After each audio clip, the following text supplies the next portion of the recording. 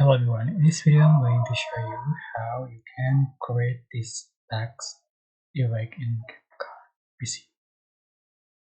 Alright, so you can add the black screen and go to text, select people text, and then you can change for text, sorry, and size, and change for text,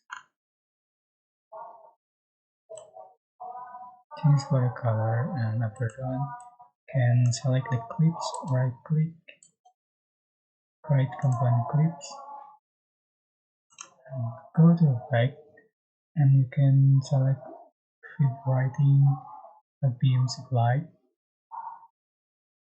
This is new effect from CapCut, but this is pro effect. You have to join pro first to be able to use this effect. There you go. You can change for the color, blur, change,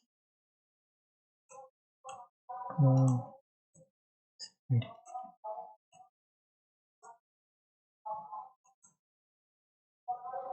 Alright,